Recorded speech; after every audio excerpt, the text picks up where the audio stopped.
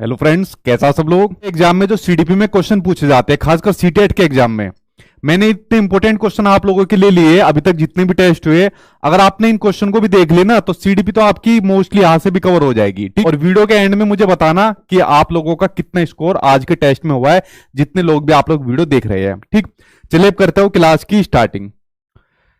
चलिए देखते हैं, पहला क्वेश्चन सामने आपकी स्क्रीन पर आ गया। पहला क्वेश्चन पढ़ते हैं क्या दिया हुआ है, और वीडियो के एंड में ईमानदारी से अपने स्कोर बताया करो, क्योंकि बाद में जब मैं नाम देखता हूं, चेक करता हूं, तो कुछ बच्चे गलत भी बता देते हैं, ठीक है। तो थोड़ा सही फीडबैक दिया करिए आप लोग। पहला क्वेश्चन आपको दिया हुआ है कि निम्नलिखित में से कौन सा मिलान पियाजे के संज्ञानात्मक चरण और उसको परिभाषित करने वाली विशेषता को सही ढंग से दर्शाता है। देखिए यहां पर बात हो रही है जीन पियाजे के संज्ञानात्मक विकास सिद्धांत की, कोग्निटिव डेवलपमेंट थ्योरी की। तो जीन पियाजे ने संज्ञानात्मक विकास के अंदर कितने चरण बताए थे? 4 स्टेप, यानी 4 चरण बताए थे। कौन कौन से थे? एक था आपका सेंसरी मोटर स्टेज, एक था प्री ऑपरेशनल स्टेज, एक था कॉन्क्रीट, और एक था आपकी फॉर्मल ऑपरेशनल स्टेज। तो चारों स्टेज यहां पर जीन पियाजे की दी हुई है, और आपको बताना है इनमें से सही कौन सी है, किस स्टेज के अंदर कौन सी अवस्था होती है, उसकी विशेषता है वो आपको बतानी है। चलो देखते हैं भाई किसके अंदर होती है।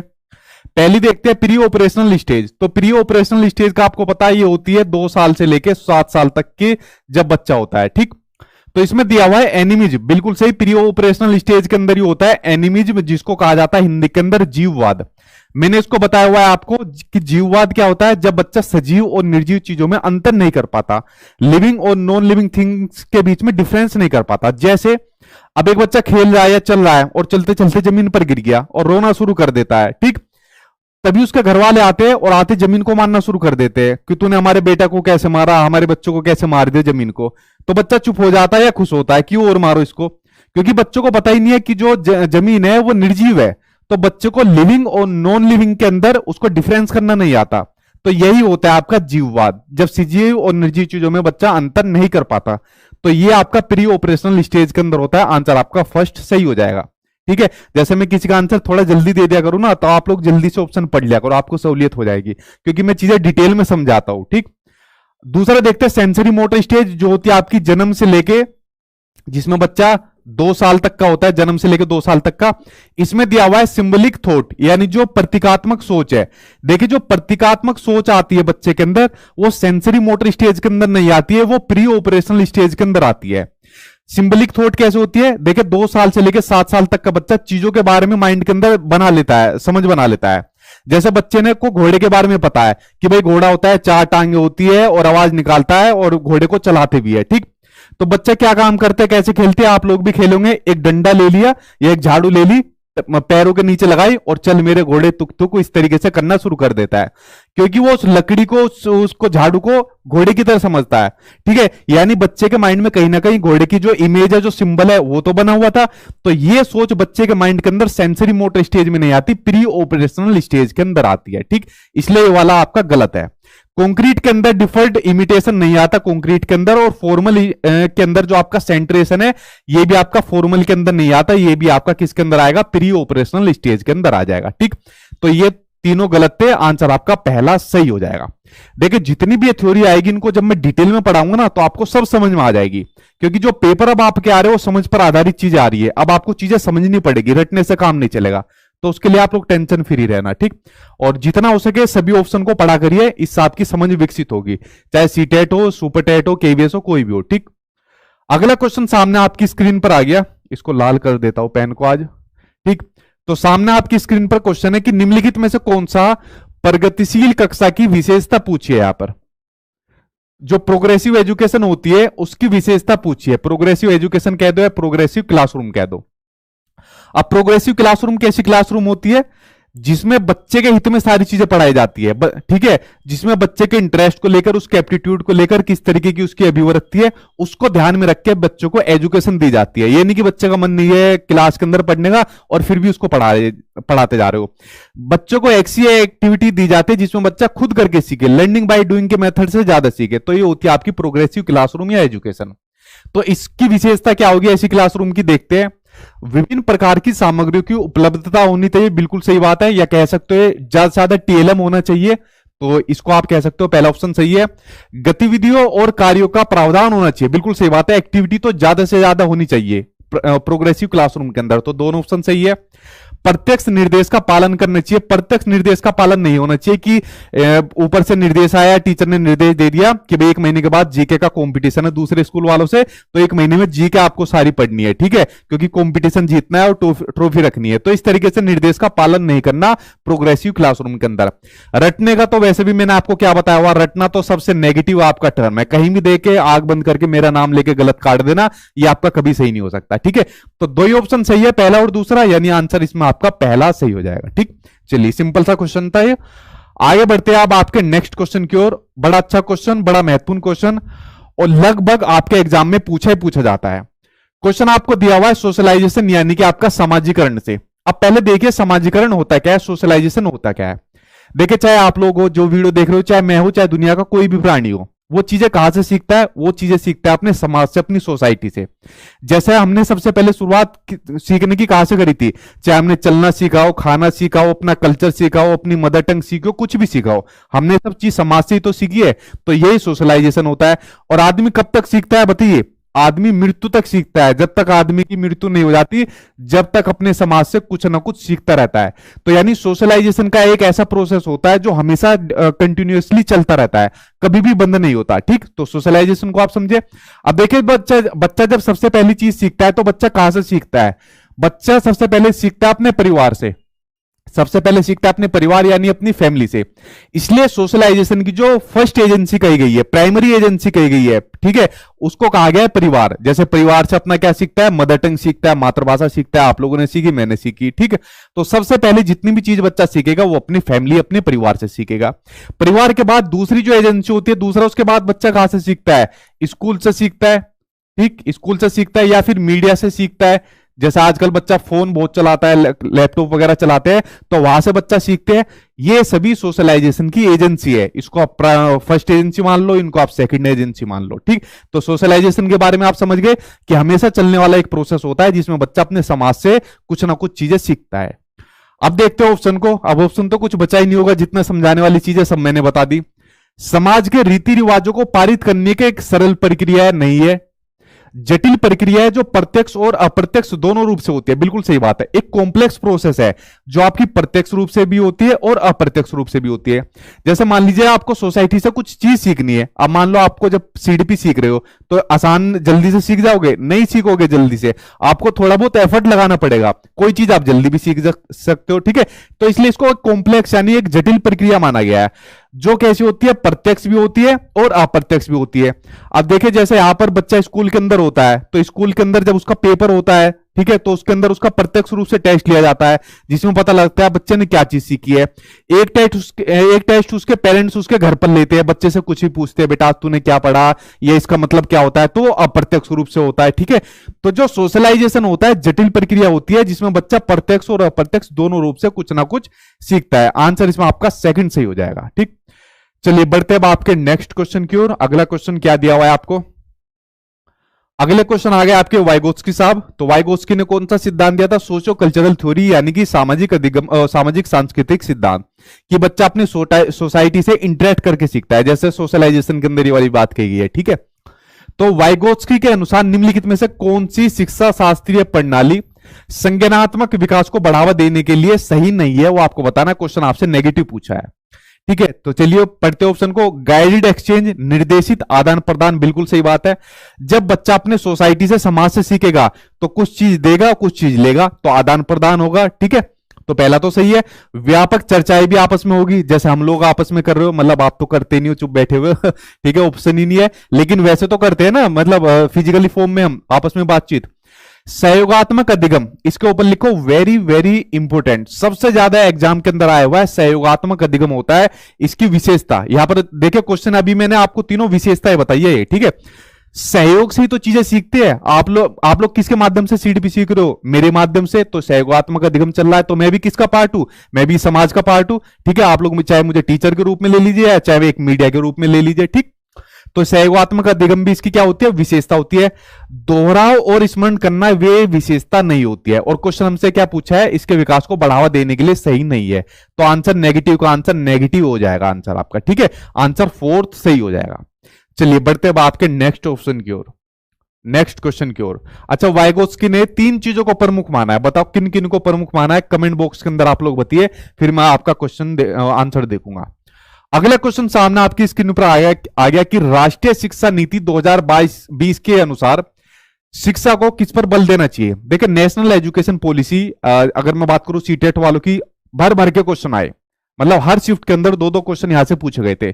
मैंने इसके ऊपर एक प्रॉपर वीडियो बनाई हुई है यूट्यूब के ऊपर, आप लोग जाकर सर्च मारकर देख सकते हो। मेरे ख्याल से एनईपी आपको फिर पढ़ने की जरूरत नहीं पड़ेगी, सारे इंपोर्टेंट पॉइंट उसके अंदर मैंने लिखे हुए। ठीक, तो एनईपी 2020 के अनुसार शिक्षा को किस पर बल देना चाहिए। अगर आप लोग इसका ऑफिशियल फॉर्मेट के अकॉर्डिंग चीजें पढ़ोगे ना, बहुत लंबा पेज है यार, मतलब बोर हो जाओगे और कम से कम 2-3 दिन आपके वेस्ट हो जाएंगे। मैंने उसके अंदर से मेन कंटेंट छाट के रखा है, इसलिए कहा उस वीडियो को देख लेना जाके जरूर। तो देखिए, एनईपी 2020 के अंदर जब आप लोग पढ़ोगे, चाहे डिटेल में पढ़ोगे, तो वहां पर वर्ड लिखा हुआ है कंसेप्चुअल अंडरस्टैंडिंग, कि अब बच्चों को हमें ऐसी समझ देनी है जो कंसेप्चुअल अंडरस्टैंडिंग हो। यानी बच्चा अगर कोई कंसेप्ट के बारे में पढ़ रहा है, मान लो फॉर एग्जांपल बच्चे को कंसेप्ट पढ़ा रहे हैं हम रेक्टेंगल का, तो खाली हमको इसको इतनी नॉलेज नहीं देनी, उसको रटाना नहीं है कि रेक्टेंगल होता है, आमने सामने की साइड इसकी इक्वल होती है, ठीक है, इस तरीके की इसकी शेप होती है, नथिंग, इसके अलावा कुछ नहीं, बस ये समझ नहीं देनी हमको, कंसेप्चुअल अंडरस्टैंडिंग देनी है। ज्यादा से ज्यादा चीजें इसके बारे में बतानी है, भाई इससे स्क्वायर कितने बन जाएंगे, इसकी प्रॉपर्टीज बताएंगे, इसके फॉर्मूले के बारे में बताएंगे।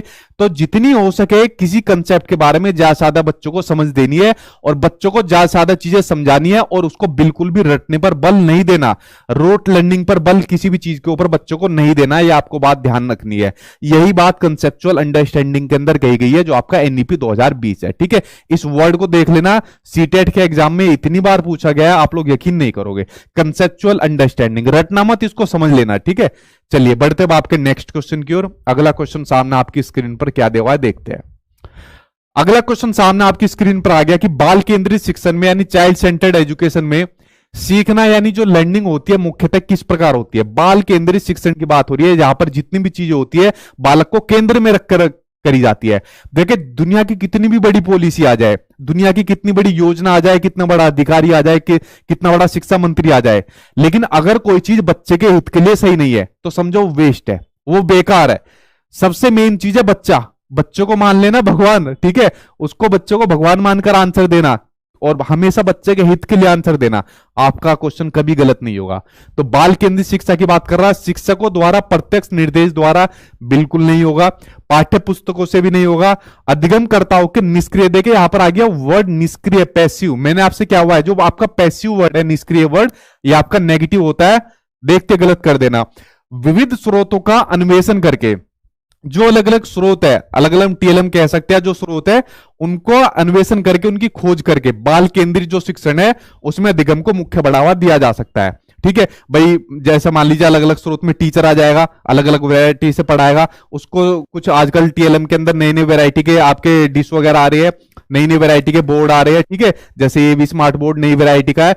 तो ये अलग अलग स्रोतों से खोज करके अलग अलग स्रोतों के माध्यम से बच्चों को पढ़ाएंगे, ये ज्यादा उसके लिए बेनिफिशियल साबित होगा। आंसर आपका 4th सही हो जाएगा। ठीक है, चलिए बढ़ते हैं आपके नेक्स्ट क्वेश्चन की ओर। अगला क्वेश्चन आपको क्या दिया हुआ है, अगला क्वेश्चन सामने आपकी स्क्रीन पर आ गया, शिक्षकों को बच्चों के मूल्यांकन का विवरण करके पेरेंट्स यानी अभिभावकों को देना चाहिए।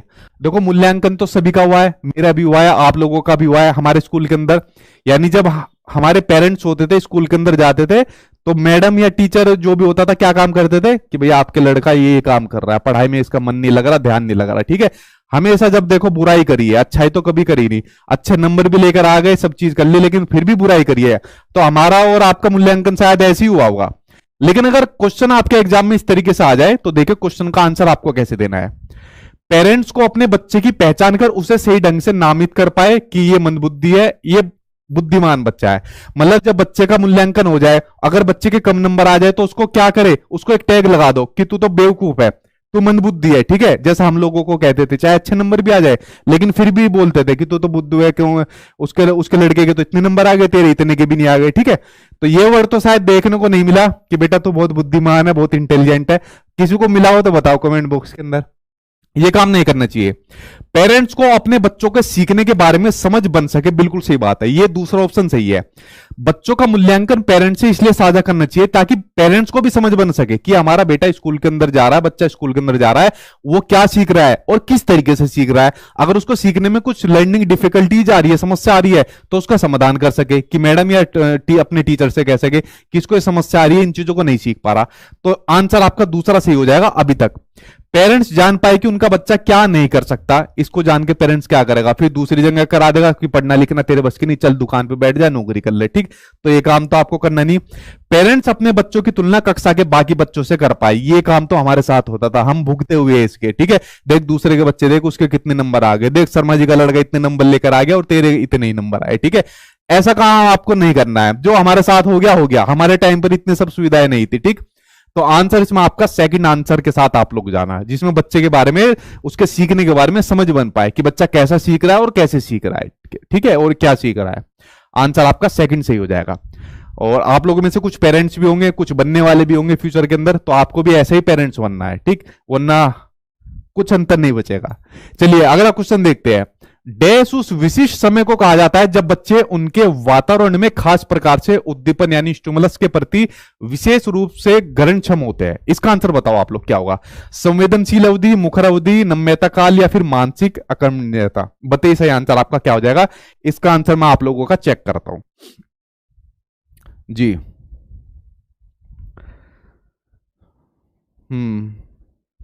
ठीक है भाई, सामने से हटी, मतलब बहुत हटा हुआ, सामने से ही हटा हुआ सारा का सारा। इसका आंसर आप लोग बताइए।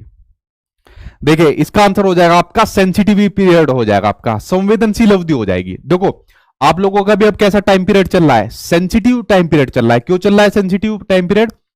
ये उस समय को कहा जाता है जब बच्चे यानी आप लोग उनके वातावरण में खास प्रकार के उद्दीपन, उद्दीपन आप लोगों के लिए क्या है, जॉब लेना, गवर्नमेंट जॉब लेना या अपने एग्जाम को पास करना, उसके प्रति विशेष रूप से ग्रहण क्षमता होते हैं। तो ये कैसा पीरियड है आपका, सेंसिटिव पीरियड है। ठीक है, आप लोग इस टाइम पर सेंसिटिव हो क्योंकि आपको एक उद्दीपन के प्रति रिस्पॉन्स करना है, अनुक्रिया करनी है कि हमको गवर्नमेंट जॉब लेनी है। ठीक, आंसर आपका पहला सही हो जाएगा। चलिए बढ़ते अब आपके नेक्स्ट क्वेश्चन की ओर। अगला क्वेश्चन सामने आपकी स्क्रीन पर ये रहा। क्वेश्चन आपको दिया हुआ है कि बच्चों का द्वितीयक सामाजिकरण यानी क्या है, सेकेंडरी सोशलाइजेशन। देखिए सेकेंडरी सोशलाइजेशन पूछ लिया, इसके अंदर क्या आ जाएगा, इसमें बच्चों का स्कूल आ जाएगा, इसमें मीडिया आ जाएगा, इसमें आपका धार्मिक स्थल आ जाएंगे। ये सभी क्या है, सेकेंडरी जो आपकी एजेंसी है उसके आपके एग्जाम्पल है। तो जो सेकेंडरी एजेंसी है, जो द्वितीयक सामाजिकरण है, डैश की अवस्था में प्रारंभ हो जाता है जब वह स्कूल जैसे औपचारिक संस्थानों में जाना शुरू कर देता है। देखो स्कूल आ गया ना आपका, द्वितीयक समाजीकरण का एग्जाम्पल आपका। तो बताइए कौन सी स्टेज होगी। शैशवावस्था, इन्फेंसी स्टेज में बच्चा जाते नहीं है, ये होती है आपकी जन्म से लेकर 2 साल तक की, तो इसमें बच्चा स्कूल नहीं जाता। अर्ली चाइल्डहुड, ये आपकी स्कूल से पहले की अवस्था होती है। देखिए यहां पर थोड़ा सा मतलब डाउटफुल क्वेश्चन है। अब सीबीएसई ने इसके आंसर को माना है अर्ली चाइल्डहुड से ही माना है, जबकि अर्ली चाइल्डहुड होती है स्कूल, प्री स्कूल एज होती है, स्कूल से पहले की अवस्था होती है। और जो लेटर चाइल्डहुड होती है वो होती है आपकी स्कूल एज होती है जी। ठीक है, जिसको गैंग एज भी कहा जाता है। लेकिन यहां पर लेटर चाइल्डहुड नहीं है, लेकिन मिडिल चाइल्डहुड भी दिया हुआ है, लेकिन मानो उन्होंने अर्ली चाइल्डहुड के अंदर है। मे बी जो स्कूल में जाने का जो टाइम पीरियड होता है ना, पता है वो आज की डेट के अंदर 6 साल का है। आप लोग जैसे केंद्रीय विद्यालय के अंदर किसी का एडमिशन कराओगे पहले 5 साल में हो जाता था। एक नया सर्कुलर अभी आया है, उसके अंदर ये कहा गया है कि अब स्कूल के अंदर एडमिशन 6 साल की अवधि के अंदर होगा। ठीक, हालांकि कुछ बच्चे 5 साल में भी करा देते हैं। और एनईपी के अंदर ये वाली बात कही गई है, प्री स्कूल भी शुरू करे जाएंगे, आपकी फर्स्ट क्लास से पहले एडमिशन होना जरूरी है। अगर वो सब चीज देखी जाए तो आप लोग अर्ली चाइल्डहुड के साथ जा सकते हो। ठीक है, तो 2 साल से लेके 6 साल तक की लगभग जो आपकी अवस्था होती है, तो इसके अंदर आप लोग जा सकते हो। आंसर सेकंड सही जाना, सीबीएसई के अकॉर्डिंग जाइए सही, ताकि मान लीजिए कभी वो इधर उधर भटके तो हम चैलेंज करके अपने आंसर को 1 नंबर को वापस ला सके। आंसर आपका सही हो जाएगा सेकंड, अर्ली चाइल्डहुड। ठीक, इसको टॉयज कहा जाता है, खिलौनी की अवस्था कहा जाता है, टॉय एज यानी खिलौनों की अवस्था कहा जाता है। इमिटेशन बच्चा इसी के अंदर ज्यादा करके सीखता है। प्रॉब्लमेटिक एज, समस्यात्मक अवस्था इसको कहा जाता है। कल्पना वाले जो गेम बच्चा करके सीखता है वो भी आपका इसी अवस्था में कहा जाता है। ये सभी वो पॉइंट है जो आपके एग्जाम में है। ठीक, आंसर सेकंड सही हो जाएगा। चलिए बढ़ते हैं आपके नेक्स्ट क्वेश्चन की ओर। अगला क्वेश्चन आ गया सामने स्क्रीन पर, ये रहा। क्वेश्चन आपको दिया हुआ है कि निम्नलिखित में से कौन जीन पियाजे दोबारा जीन पियाजे आगे जीन पियाजे के संज्ञानात्मक विकास के सिद्धांत की आलोचना है। देखिए यहां पर पूछा है आलोचना, क्रिटिसाइज किया गया, हर सिद्धांत को क्रिटिसाइज किया है। जितने भी मनोवैज्ञानिक हुए उनकी थ्योरी को किसी ना किसी ने उसकी आलोचना जरूर की है।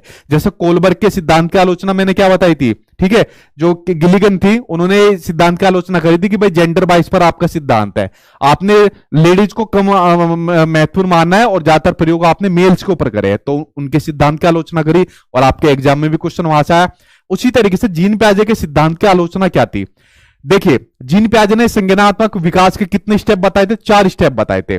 आपका sensory motor stage, pre operational stage, concrete stage और फॉर्मल ऑपरेशनल स्टेज। ठीक, इन्होंने कहा था दुनिया के जितने भी बच्चे हैं, चाहे आप लोग हो चाहे मैं हूं, वो जिस हिसाब से वो स्टेज बटी हुई है, जन्म से 2 साल में बच्चा ये करेगा, 2 से 7 साल में बच्चा ये करेगा, 7 से 11 में ये करेगा और 11 प्लस में बच्चा ये करेगा, सभी बच्चे उसी हिसाब से करते हैं। क्या ये बात बिल्कुल सही है? आप लोग खुद बताइए। जैसा भी जीववाद का कंसेप्ट आया था जो आपका प्री ऑपरेशनल स्टेज के अंदर होता है, जिसमें बच्चा सजीव निर्जीव चीजों के अंदर अंतर नहीं कर पाता, और प्री ऑपरेशनल स्टेज कितनी होती है आपकी, 2 साल से लेकर 7 साल तक की। लेकिन अगर हम 2 साल से लेकर 7 साल तक के बच्चों को अच्छा एनवायरमेंट यानी उसको एक अच्छा वातावरण दे, तो क्या बच्चा उस चीज को सीख नहीं पाएगा, उस चीज को ग्रहण नहीं कर पाएगा? बिल्कुल कर पाएगा। अगर बच्चा चलते वक्त गिर गया और उसको बताया गया जब उसकी पिटाई हो रही थी कि धरती की पिटाई कर रहे थे कि तूने मेरे बच्चों को कैसे गिराया, तो हम बच्चों को समझा भी तो सकते हैं कि बेटा देखो इसके अंदर जान नहीं है, जो सांस नहीं लेते खाते पीते नहीं वो निर्जीव लोग होते हैं, ठीक है, तो इसके अंदर जान नहीं है, इसे मानने का कोई फायदा नहीं है, तो बच्चे की समझ विकसित होगी ना। तो यही इनके सिद्धांत की आलोचना थी, क्योंकि इनके सिद्धांत में इन्होंने कहा था कि जो विकास के चारों स्टेप है, चारों चरण है, जो अवस्था है वो अपरिवर्तनशील है, उनके अंदर चेंज नहीं हो सकता, जबकि उनके अंदर चेंज हो सकता है अगर बच्चों को सही वातावरण यानी कि सही एनवायरमेंट मिल जाए। तो ये इनके सिद्धांत की आलोचना थी। आई होप आप लोग मेरी बात को समझ गए होंगे, ठीक है। तो पढ़ते ऑप्शन को बच्चों का विकास उनके सामाजिक सांस्कृतिक संदर्भ पर निर्भर होता है, ठीक, आलोचना यही आपका हो जाएगा। अब देखिए बाकी के पॉइंट के ऊपर एक बार नजर डालिए, ये बड़े महत्वपूर्ण पॉइंट है, ठीक है। आंसर तो आपका पहला सी है, बच्चे सक्रिय प्राणी है। जीन पियाजे ने बच्चों को सक्रिय प्राणी माना है और इनको नन्ना वैज्ञानिक माना है, ठीक है, सक्रिय प्राणी और नन्ना वैज्ञानिक माना है कि बच्चा अपना सक्रिय होकर चीजें अपना सीखता है। ये जीन पियाजे का स्टेटमेंट भी है। बच्चों की सोच वयस्कों की सोच से गुणात्मक यानी क्वालिटेटिव रूप से भिन्न होती है, यह भी बिल्कुल सही बात है और वेरी वेरी इंपोर्टेंट लगा लेना, इसके ऊपर कई बार एग्जाम में आ चुका है। यह भी जीन पियाजे के सिद्धांत के अंदर ये वाली बात कही गई है। और बच्चों का विकास वातावरण के साथ अंतःक्रिया करके होता है, तो यह भी सही है, ठीक है। तो ये तीनों पॉइंट आपके क्या है, इंपोर्टेंट है, आपका आलोचना आपका फर्स्ट सही हो जाएगा। जब जीन पियाजे मैं आपको डिटेल में पढ़ाऊंगा तो आपको सब क्लियर करा दूंगा, जो बच्चे नहीं है, वरना आप लोगों ने पुरानी वीडियो देखी होगी, वरना मेरे नोट्स पढ़े होंगे, तो आपको मोस्टली चीजें समझ में आ जाएगी, ठीक। बढ़ते अब आपके नेक्स्ट क्वेश्चन की ओर। क्वेश्चन आपका हार्वर्ड गार्डनर के बहुबुद्धि सिद्धांत। हार्वर्ड गार्डनर ने कौन सी थ्योरी दी थी? बहुबुद्धि सिद्धांत, मल्टीपल इंटेलिजेंस थ्योरी, कि व्यक्ति के अंदर एक नहीं कई सारी बुद्धि होती है। यकीन मानो आपके अंदर भी कई सारी बुद्धि है, ठीक है, आपको बस पता नहीं है। तो उनके अनुसार निम्नलिखित में से कौन सा जोड़ा बुद्धि के प्रकार और अंत स्थिति अनुपालन संभावना के अनुसार सही है, वो आपको बताना है। चलिए देखते हैं, इन्होंने बुद्धियों के प्रकार दे दिए और बताना है आपको कौन सा उसके अकॉर्डिंग सही है। देखते हैं इनके सभी प्रकार को। पहला देखते हैं भाई, पहला क्या दिया हुआ है? पहला दी हुई है इंटेलिजेंस, कौन सी दी हुई है? मैथमेटिकल। मैथमेटिकल इंटेलिजेंस किन के अंदर होती है? जो मैथ से संबंधित गणनाएं बहुत अच्छी तरीके से कर पाते हैं, जैसे अकाउंटेंट, यानी पहला ऑप्शन बिल्कुल सही है, अकाउंटेंट हो जाएगा। जैसे बैंकर, बैंक के अंदर जो कर्मचारी होते हैं वो भी होते हैं। साइंटिस्ट होते हैं, इनके अंदर भी मैथमेटिकल कैलकुलेशन बहुत अच्छी होती है। अब बताओ आपके अंदर है ये वाली बुद्धि, ठीक है। चलिए अगली इंटेलिजेंस देखते हैं, यानी आंसर तो पहले से ही हो गया अभी तक। और जितनी भी इनकी बुद्धि की जो वो है प्रकार है, उनको जरूर देख लेना, आपके एग्जाम में आने ही आना है, खासकर बात करो सीटेट में कंफर्म आना है। मतलब अगली बुद्धि दे दी स्पेशियल से संबंधित, तो उसका एग्जांपल दिया इन्होंने एथलीट। एथलीट देखे जो बॉडी आपकी काइनेस्थेटिक इंटेलिजेंस होती है, ठीक है, जिसमें शरीर को गति देने वाली बुद्धि होती है, जो एथलीट में भी होती है, डांसर में होती है, एक्टर एक्ट्रेस में होती है। तो ये ऑप्शन तो आपका वैसे गलत हो गया। स्पेशल में आपके क्या हो जाएंगे? वास्तुकार आ जाएंगे, चित्रकार आ जाएंगे, या जो बाइक चलाते हैं ना, ये जिगजैग करके कट मार के चलाते हैं, उनके अंदर भी वाली बुद्धि होती है, ठीक है। तो हम भी चलाते थे, एक दिन ठुक गए बढ़िया तरीके से, तो ये इंटेलिजेंस शांत है तब से। अगली इंटेलिजेंस है लिंग्विस्टिक, भाषा वाली आपकी, इसके अंदर क्या बताया, नेविगेटर नहीं होगा। जिसके अंदर भाषाई क्षमता वाली बुद्धि होती है, जैसे जो कवि होते हैं उनके अंदर भाषा और शब्दों का बहुत बड़ा ज्ञान रहता है।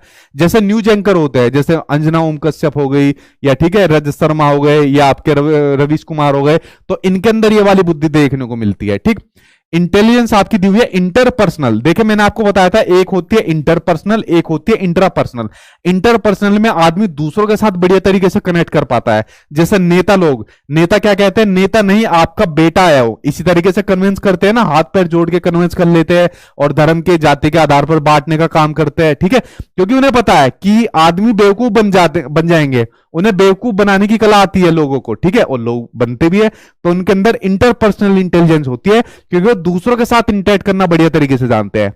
और इंट्रापर्सनल होती है आपकी, जो खुद के साथ इंटरेक्ट करते हैं। ठीक है, जैसे साधु संत आदमी हो गए। ठीक, तो इसका डांसर आपका ये भी नहीं होगा, ये भी गलत है। डांसर आपका बोल्डली काइनेस्थेटिक का अंदर आएगा। तो तीन नीचे के तीनों गलत है, आंसर आपका पहला सही हो जाएगा। ठीक है, चलिए बढ़ते अब आपके नेक्स्ट क्वेश्चन की ओर। अगला क्वेश्चन आपको क्या दिया हुआ है?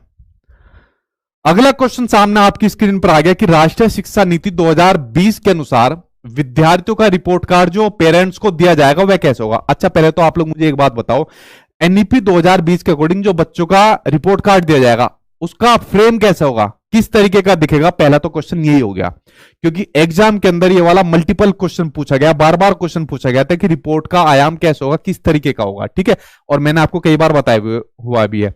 बताइए क्वेश्चन के अंदर सही आंसर इसका क्या हो जाएगा?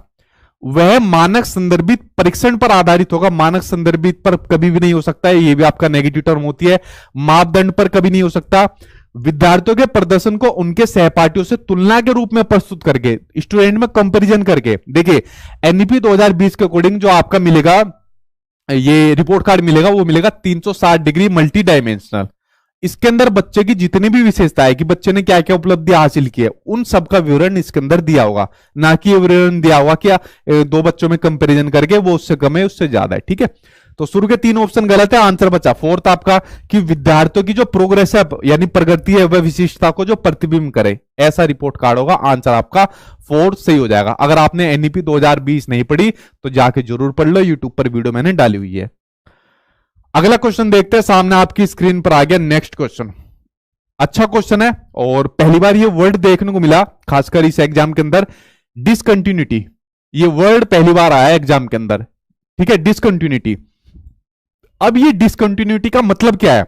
जो विकासात्मक प्रक्रिया है, जो डेवलपमेंट आपका प्रोसेस होता है, उसमें डिसकंटिन्यूटी के मायने क्या है? देखिए जो विकासात्मक प्रक्रिया है, विकास कब होता है? विकास मां के गर्भ से शुरू हो जाता है, यानी जब बच्चा मां के पेट में होता है तभी से बच्चे का विकास होना शुरू हो जाता है, और जब तक मृत्यु नहीं होती, मौत नहीं होती, तब तक विकास चलता रहता है। तो विकास एक आजीवन चलने वाला प्रोसेस है, एक कंटिन्यूअसली होने वाला प्रोसेस है, जो आजीवन चलता है, हमेशा चलता है। लेकिन उस कंटिन्यूटी के अंदर एक वर्ड देखने को मिला, डिसकंटिन्यूटी। अभी डिसकंटिन्यूटी का मतलब ये नहीं है कि बच्चे का विकास हमेशा हो रहा है जैसे जैसे बच्चा बड़ा होता जा रहा है, और डिसकंटिन्यूटी का मतलब ये नहीं कि उसके अंदर रुकाव आ जाएगा। ठीक है, या उस प्रक्रिया में हस्तक्षेप हो जाएगा, या उस प्रक्रिया में गिरावट आ जाएगी, या उस प्रक्रिया के अंदर कोई नेगेटिव ब्रेक आ जाएगा, ये उसका मतलब नहीं होता। उसका मतलब होता है कि विकास की प्रक्रिया के दौरान जब बच्चे का विकास हो रहा है, उभरने वाले नए तरीके जो संसार को समझने में उसकी मदद करते हैं। जैसे बच्चे का विकास हो रहा है, बच्चा पहली बार स्कूल के अंदर जा रहा है, तो स्कूल से संबंधित जितनी भी चीजें है वो अपने माइंड के अंदर कंसेप्ट बनाता जाएगा, उन चीज के प्रति कुछ पॉजिटिव बनाएगा, कुछ नेगेटिव बनाएगा, कुछ दूसरों से समझकर बनाएगा। ठीक है, तो वो यहां पर चीजें सीख रहा है यहां पर, तो नए नए कंसेप्ट या नए नए जो तरीके वो संसार को समझने में मदद करता है, ये होता है आपका डिसकंटिन्यूटी होता है। ये नहीं कि विकास की प्रक्रिया बाधित हो जाएगी या रुक जाएगी, ये मतलब नहीं होता। ठीक, आंसर फर्स्ट आपका सही हो जाएगा। चलिए बढ़ते अब आपके अगले क्वेश्चन की ओर। अगला क्वेश्चन है, एक प्रगतिशील शिक्षिका, एक प्रोग्रेसिव एजुकेटर, उसको अपनी कक्षा में किस प्रकार का रवैया अपनाना चाहिए? बताओ कैसा तरीका अपनाओगे आप लोग? भावी अध्यापक हो, आप लोगों के लिए क्वेश्चन है। देखिए यहां पर सारे में आपका इंपेथी दिया हुआ है। दो वर्ड होते हैं, बड़ा कंफ्यूजन होती है बच्चों को इसके अंदर। एक होता है सिंपेथी और एक होता है इंपेथी। एक होता है सहानुभूति, एक होता है समानुभूति। ठीक है, दोनों में बड़ा मतलब एक थिनर लाइन जितना डिफरेंस है, वो अंतर कर पाना बहुत मुश्किल होता है। देखिए सिंपल समझिए, जो सिंपेथी होती है इसको आप लोग सीधा एग्जांपल से समझिए। जैसे मान लीजिए मेरे कुछ स्टूडेंट का एग्जाम है और भगवान ने करा एग्जाम के अंदर वो बच्चा फेल हो गया, और फेल होने के बाद बच्चा दुखी है, तो मुझे उसके लिए क्या रहेगा, मैं भी दुखी रहूंगा, ठीक है। तो मुझे उसके लिए सहानुभूति रहेगी, सिंपैथी रहेगी, क्या रे स्टूडेंट फेल हो गया, ठीक, और बच्चा रो रहा है, तो लेकिन मैं उसके लिए सिंपैथी है मेरे मन में। लेकिन अगर बच्चा रो रहा है, बच्चा खूब परेशान है, उसका मन नहीं लग रहा किसी भी चीज में, और सेम फीलिंग सेम भावना मेरे अंदर भी आ रही है, मैं भी रो रहा हूं और उसी तरीके से अपने भाव को प्रदर्शित कर रहा हूं, तो ये होता है आपका इम्पैथी होता है, जिसको समानुभूति कहते हैं। उसके जैसी समान अनुभूति मुझको जब हो रही है, ठीक है। तो सिंपैथी एम्पैथी में आप लोग अंतर समझ गए होंगे। तो जो प्रोग्रेसिव एजुकेटर होगी अपनी क्लासरूम में एम्पैथी को अपनाएगी, ठीक है। तो एम्पैथी तो सभी में आ रहा है। देखिए कंट्रोल केयर कभी नहीं कर सकती, कंट्रोल बच्चों को करके ये तो वैसे हो गया। आंसर थर्ड से हो जाएगा, समानुभूति के साथ वास्तविकता एवं परवाह का, ठीक है। क्योंकि एनसीएफ भी इस बात को कहता है कि बच्चों को आप जो चीज पढ़ा रहे हो उसके वास्तविक जीवन से जोड़कर पढ़ाइए। आप एनसीईआरटी की किताब जैसे जब पढ़ोगे तो उसमें जो फोटो भी दी हुई है, एग्जांपल दिए हुए, वो बच्चों के दैनिक जीवन से जो जुड़े हुए हैं उनको दिया हुआ है, ठीक है, ताकि बच्चा वास्तविकता से संबंधित कनेक्ट करके चीजें पढ़ सके। आंसर थर्ड से ही हो जाएगा इसके अंदर। बढ़ते बात के नेक्स्ट क्वेश्चन की ओर। अगला क्वेश्चन सामने आपकी स्क्रीन पर है कि विकास की जो दिशा होती है और जो क्रम होता है वो हर बच्चे के लिए समान होता है। बिल्कुल सही बात है। देखो आपका विकास हो चाहे मेरा विकास हो चाहे किसी का भी हो, एक जैसे ही हुआ है। जैसे मान लो हमारा भाषा का विकास है, आपने भी मातृभाषा सीखी, मैंने भी मातृभाषा सीखी। जैसे मान लो आपका शरीर का विकास हुआ है, आपका भी ऐसा हुआ है, मेरा भी हुआ है। हालांकि मेरा, जैसे मैं जिम करता हूँ, अच्छी डाइट लेता हूं तो मेरा अच्छा हो गया। जैसे मेरा मेंटली डेवलपमेंट है, मैंने अच्छी पढ़ाई करी थी तो मुझे गवर्नमेंट जॉब मिल गई। इतना अंतर है, लेकिन हो तो उसी तरीके से रहा है ना, ठीक है। लेकिन हर बच्चा अपनी गति से विकसित होता है, ये भी बिल्कुल सही बात है। जैसे मैंने बताई भाई, अगर मुझे अपना फिजिकल डेवलपमेंट करना है, मैंने जिम करी है, मैंने डाइट बढ़िया ली, खाना पीना अच्छा करा, तो मेरा विकास दूसरे की गति में अलग होगा, ठीक है, क्योंकि मैंने कुछ एक्स्ट्रा करा है। उसी तरीके से मेंटल डेवलपमेंट हो गया, चाहे सोशल डेवलपमेंट हो गया, ठीक है। तो ये बात सही है। तो यह बाल विकास के निम्नलिखित में से किस सिद्धांत को दर्शाता है, वो आपको बताना है। देखिए डिसकंटिन्यूटी तो आपका होने से रहा, लिनियरिटी नहीं होगा, यूनिफॉर्मिटी नहीं होगा, इंडिविजुअल होगा। आपके अंदर कुछ अलग तरीके से होगा, मेरे अंदर कुछ अलग तरीके से होगा, ठीक है। तो विकास इंडिविजुअली अलग अलग तरीके से हो रहा है, लेकिन जो एक सिद्धांत होता सभी में एक जैसा है। जैसे मान लो इंसान का बच्चा है तो उसके भी कहीं का भी हो, चाहे इंडिया का हो अमेरिका का हो, एक जैसा ही होगा। तो आपका यूनिफॉर्मिटी के अंदर आ जाता हुआ, ठीक।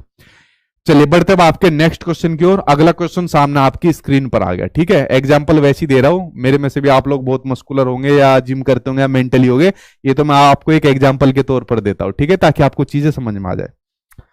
चलिए बढ़ते हैं आपके अगले क्वेश्चन की ओर। अगला क्वेश्चन सामने आपकी स्क्रीन पर दिया हुआ है कि क्लास में बच्चा अपने सहपाठियों से, यानी जो उसके दोस्त यार है, जो उसके क्लास में उसके लंगोटिया यार जिसको बोल सकते हो, उनको इस तरीके से व्यवहार करता है जैसे उसके घर में बर्ताव किया जाता है। तो यह किसका एग्जाम्पल होता है? देखिए मैं आपको सिंपल से एक बात बताता हूं, ठीक है। सामाजिक अधिगम सिद्धांत में भी बंडूरा साहब ने इस वाली बात को कही गई है क्लियर। उन्होंने कहा हुआ है जैसा आप बच्चे के सामने व्यवहार प्रदर्शित करेंगे उसी तरीके से बच्चा रिस्पॉन्स करेगा। आप घर के अंदर बच्चों के सामने गाली दे रहे हो, बच्चा गाली देना शुरू कर देगा। घर के अंदर बच्चे के सामने अच्छे तरीके से व्यवहार कर रहे हो, अच्छी भाषा में बोल रहे हो, बच्चा भी उसी तरीके से अच्छा व्यवहार करना शुरू कर देगा, ठीक है। जैसा बच्चों के सामने व्यवहार करोगे बच्चा उसी को इमिटेट करके अनुकरण के माध्यम से सीख जाता है। ये वाली बात इसके अंदर कही गई है, ठीक है। तो कंस्ट्रक्टिविज्म नहीं होगा, ऑब्जर्वेशन लर्निंग हो जाएगा। ऑब्जर्व करके बच्चा यहां पर सीख रहा है। आंसर इसमें आपका सेकंड सही हो जाएगा। आई होप आप लोग इसको समझ गए होंगे। चलिए बढ़ते बात के नेक्स्ट क्वेश्चन की ओर। अगला क्वेश्चन सामने आपकी स्क्रीन पर आ गया, आंसर आप लोग सभी दे रहे हो, ठीक है। अगला क्वेश्चन देखिए। अगला क्वेश्चन आपको दिया हुआ है, विभिन्न भाषाई पृष्ठभूमि से आने वाले विद्यार्थियों की कक्षा में एक शिक्षिका को क्या करना चाहिए। देखो ये विभिन्न भाषाई पृष्ठभूमि, अलग अलग भाषाओं की पृष्ठभूमि के, जैसे आप लोग जितने वीडियो देख रहे हैं, कोई हिंदी बोलता है, कोई तमिल बोलता है, कोई कन्नड़ बोलता है, मराठी बोलता है, पंजाबी बोलता है, ठीक है। अलग अलग भाषा वाले बच्चे हैं, ठीक। तो अलग अलग उनको क्लासरूम में एक शिक्षिका को क्या करना चाहिए। अब देखो क्या करना चाहिए, मान लो आप टीचर बन गए और आपकी पोस्टिंग मान लो नॉर्थ ईस्ट में लग गई, असम में लग गई, मेघालय में लग गई, उधर के किसी भी स्टेट में लग गई, तो आप लोग क्या काम करोगे? क्योंकि केवीएस के अंदर तो आपके अलग अलग भाषा वाले बच्चे आपको मिलेंगे। जब भी स्टूडेंट अपनी मातृभाषा में बात करे तभी उनको हतोत्साहित, देखिए हतोत्साहित जो होता है ना, ये आपका नेगेटिव वर्ड होता है, डिस्करेज करना। कभी भी बच्चों को हमको उसकी मातृभाषा में डिस्करेज यानी हतोत्साहित नहीं करना, हमेशा उसकी मातृभाषा को इंपोर्टेंट मानना है और ज्यादा से ज्यादा अवसर देने की बच्चा अपनी मातृभाषा का ज्यादा से ज्यादा प्रयोग कर सके। हमेशा उसकी मातृभाषा को सम्मान देना है।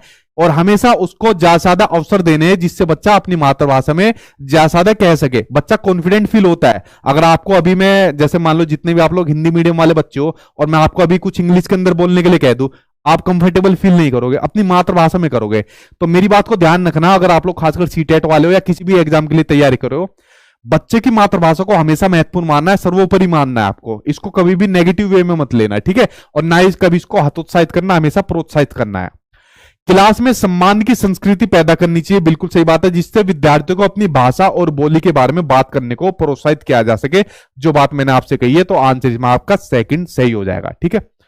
चलिए बढ़ते बात के नेक्स्ट क्वेश्चन की ओर। अगला क्वेश्चन आ गया सामने स्क्रीन पर, ये रहा क्वेश्चन आपको दिया हुआ है, एक शिक्षिका अपनी क्लास में जेंडर रूढ़िवादिता, देखिए जेंडर रूढ़िवादिता यानी जेंडर स्टीरियोटाइप मैंने आपको क्या बताई थी, जैसे मेल और फीमेल होते हैं, इनके काम बटे हुए हैं, कपड़े बटे हुए हैं, चीजें बटी हुई है, सब चीज बटे हुए है। अगर मान लीजिए मैंने पिंक कलर की टी शर्ट पहन ली तो क्या कहेंगे, क्या लड़कियों वाली टी शर्ट पहन के आया हुआ है, ठीक है, क्योंकि पिंक कलर को कनेक्ट कर दिया लड़कियों से।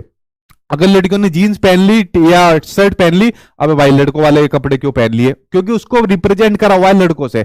जबकि कोई कुछ भी कर सकता है, लड़का लड़की दोनों में से जो काम है आपस में वो कर सकते हैं, जिसको जो काम करना है, ठीक है। तो लेकिन जब खास वर्ग को किसी खास चीज से कनेक्ट करा जाता है, रिप्रेजेंट करा जाता है, वो होता है आपका जेंडर स्टीरियोटाइप होता है, ठीक। अब इसमें लचीलेपन को कैसे बढ़ावा देना है या फिर इसको खत्म कैसे करना है, वो आपको बताना है। बताइए आप लोग कैसे करोगे। लड़कियों की स्त्रीवादी व लड़कों को पुरुषवादी विशेषताओं को और प्रोत्साहित करके, ये तो जेंडर स्टीरियोटाइप को बढ़ावा देगा और, ठीक है। तो ये काम तो आपको बिल्कुल नहीं करना। लड़कों व लड़कियों को अलग अधिगम कार्य देकर, जिसके लिए देखो शुरू में ही वर्ड आ गया कि लड़कों को अलग काम देना है, लड़कियों को अलग काम देना है। अलग काम क्यों देना है, जब दोनों को इक्वल रखना है, बराबर रखना है, तो उनको अलग काम नहीं देना है, ठीक है। तो ये भी जेंडर स्टीरियोटाइप आ गया।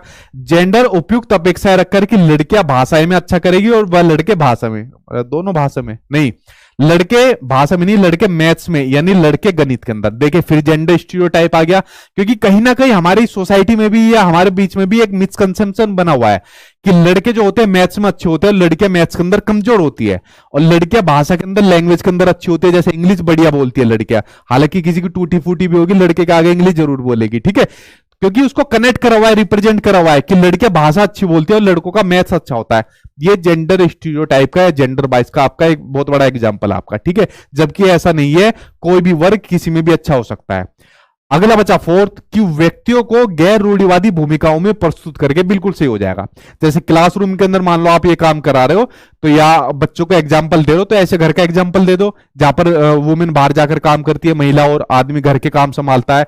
एक घर का एग्जाम्पल ऐसे दे दो जहां आदमी घर के बाहर कर रहा है और महिला घर के काम कर रही है, ठीक है। दोनों में से कोई भी किसी भी काम को कर सकता है। तो जेंडर स्टीरियोटाइप को खत्म करने का ये तरीका आपका सही हो सकता है। इसमें फ्लेक्सिबिलिटी, लचीलेपन का आपका तरीका सही हो सकता है, ठीक है। चलिए बढ़ते अब आपके नेक्स्ट क्वेश्चन की ओर, असर्शन और आपका रीजन वाला। देखिए इन क्वेश्चन के अंदर मैं आपको अगेन एक बात कहता हूं, कुछ भी नहीं है, सिर्फ आपको क्वेश्चन को आराम से पढ़ना है, समझना है और उसी के अंदर आपका आंसर निकल जाएगा। ज्यादा इसमें टेंशन लेने की बात नहीं, बड़े सिंपल क्वेश्चन है आपके, ठीक। अगला क्वेश्चन जो आपकी स्क्रीन पर है वो इस तरीके से है, आपको असर्शन दिया हुआ है कथन कि विविध प्रकार की सामाजिक, आर्थिक और सांस्कृतिक पृष्ठभूमि के विद्यार्थियों की कक्षा सभी विद्यार्थियों के अधिगमात्मक अनुभवों को बढ़ावा देती है। बिल्कुल सही बात है। देखिए आप लोग भी जैसे जितने वीडियो देख रहे हो, सामाजिक रूप से सब अलग अलग हो, ठीक है, आर्थिक रूप से भी अलग हो, कोई ज्यादा अमीर है, कोई कम अमीर है, कोई गरीब है, ठीक है, और सभी का कल्चर भी अलग अलग है। तो जो आपस में इस तरीके का अगर आपको एक क्लासरूम मिल जाए, जब आप टीचर बन जाओगे, तो इससे बच्चा क्या काम करेगा, बच्चों की भाषाओं का, बच्चों के कल्चर का आदान प्रदान होगा एक दूसरे के अंदर, ठीक है। बच्चा नई नई चीजें सीखेगा। तो ये बड़ा पॉजिटिव साइन होता है, जो अलग अलग जो डिफरेंस कल्चर क्लासरूम के अंदर पाया जाता है। तो ये जो सीखने के जो अनुभव होता है उसको बढ़ावा देगा। तो ये तो बिल्कुल सही हो गया। अब देखिए इसमें तर्क क्या दिया हुआ है, समावेशन से केवल, ये वर्ड पहले दिख गया मुझे, केवल, ये मैंने क्या बताया हुआ है, नेगेटिव वर्ड बताया हुआ है, केवल। तो समावेशन से केवल उन्हीं विद्यार्थियों को लाभ होता है जो दृष्टिबाधित, श्रवण रूप से बाधित होते हैं या जिन्हें विकार होता है। बिल्कुल गलत। समावेशन के अंदर क्या बताई हुई थी, इंक्लूसिव क्लासरूम में या इंक्लूसिव एजुकेशन का कंसेप्ट मैंने आपको क्या बताया हुआ है कि एक ऐसी कक्षा एक ऐसी शिक्षा व्यवस्था जिसमें सभी बच्चों को समान रूप से समान शिक्षा दी जाती है, चाहे बच्चे की सामाजिक आर्थिक पृष्ठभूमि चाहे कुछ भी हो। तो यही तो इंक्लूसिव एजुकेशन, समावेशी शिक्षा होती है। तो इसमें केवल के इन बच्चों को कैसे शामिल किया जा सकता है, सभी को शामिल किया जा सकता है। ठीक है, तो आंसर आपका यही सही हो जाएगा। ए और आर दोनों सही है, दोनों सही नहीं है। ए और आर दोनों सही है, लेकिन आर सही व्याख्या नहीं है। ठीक है, तो दूसरा आंसर इसके अंदर आपका सही हो जाएगा। चलिए बढ़ते हैं आपके लास्ट क्वेश्चन की ओर। इसके बाद मुझे अपना स्कोर बताना, और उसके बाद कोई भी क्वेश्चन हो आपका तो आप लोग क्वेश्चन पूछ सकते हो, उसका आंसर मैं दूंगा। अगला क्वेश्चन सामने आपकी स्क्रीन पर है। विद्यार्थी जिन्हें अधिगम विकार है, अधिगम विकार मैंने आपको बताया है लर्निंग डिसऑर्डर, चाहे आपका डिसलेक्सिया हो, आपका डिसग्राफिया हो, डिस्मोर्फिया हो, डिस्थीमिया हो, डिसकैलकुलिया हो, ठीक है, डिस्प्रैक्सिया हो, ये सभी लर्निंग डिसऑर्डर होते हैं। ठीक, तो अगर मान लीजिए किसी बच्चों को ऐसा विकार है तो उसको सीखने के लिए निम्नलिखित में से कौन सी कक्षा संस्कृति सबसे बढ़िया रहेगी, अगर बच्चे को इनमें से कोई सा ऐसा विकार है। चलिए पढ़ते हैं। पहला ही वर्ड दिख गया सख्त, आगे तो मुझे पढ़ने की भी जरूरत नहीं पड़ेगी। ये वर्ड जब आपको दिख जाएगा सख्त, बच्चों को कंट्रोल करने की बात आ जाए, ये आपके नेगेटिव वर्ड होते हैं कि सख्त पाठ्यचर्या का पालन करके सख्त निर्देश देकर नेगेटिव होते हैं।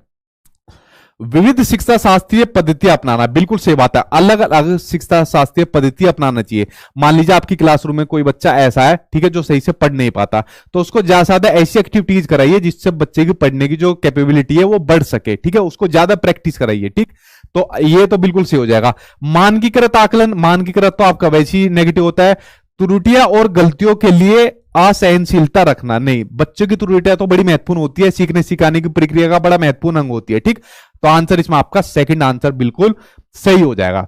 तो फ्रेंड्स देखिए 20 क्वेश्चन थे, 20 क्वेश्चन मैंने समझाइए। असल में 20 क्वेश्चन नाम के लिए रहते हैं, क्योंकि डिटेल में मैं समझाता हूं, ज्यादातर ऑप्शन को समझाता हूं, ज्यादा क्वेश्चन आपके लिए हो जाते हैं। ठीक है, अब मुझे ईमानदारी से आप लोग बताइए कि 20 में से कितना आपका स्कोर हुआ है। अब आप लोग वीडियो को लाइक कर सकते हो, शेयर कर सकते हो, अब कुछ भी कर सकते हो, अब मैं बोल सकता हूं। ठीक है, क्योंकि क्लास के बीच में मैं नहीं बोलता पढ़ाने के दौरान। Thank you.